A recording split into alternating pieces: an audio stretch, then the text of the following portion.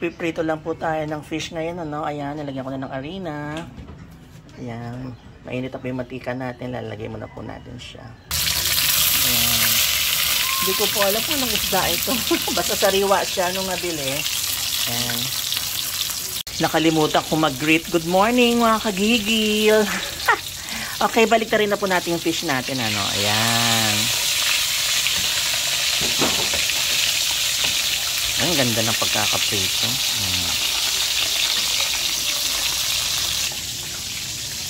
Yung papaya po natin, hiwain natin ng ganito kaninipis, ano?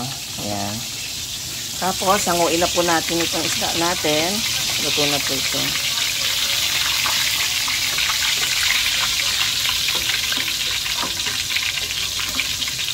Lagyan na po natin.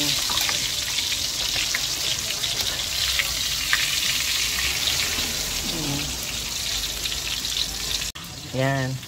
Meron po kami alimagmag. Ayan. Ewan ko lang kung alam nyo itong alimagmag, ano? May sitaw, kamatis at malunggay.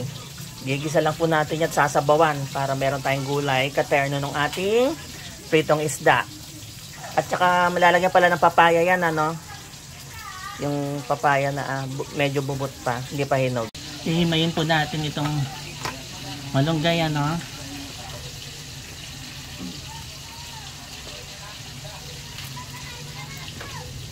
Yan, ganyan lang po. Huwag mong sasama yung tangkay, matigas. Yan, ganyan.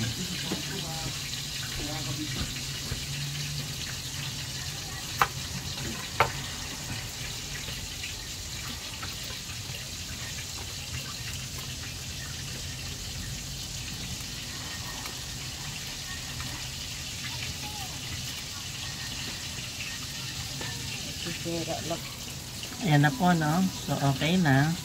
Mahimay na natin yung ating malunggay. Ayan, pakukulan po natin ngayon yung ating inabraw sa may kamatis at bagong isda. Ayan, kumukulo na po, no? Lagyan na po natin yung sitaw.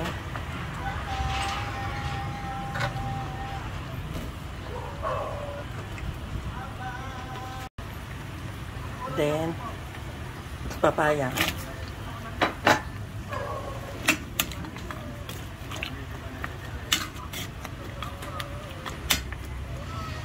Simmer lang po natin, ano? Takpan muna natin kawali ulit.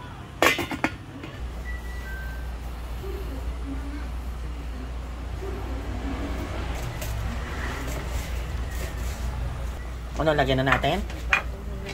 Ha? Lagyan na po natin yung ating malunggay. Healthy malunggay.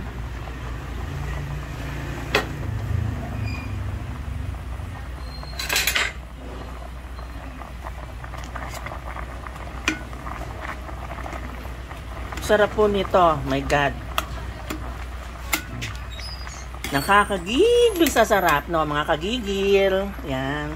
Takpan po ulit natin. Muna. Ayan, luto na po, no. Tikman muna natin.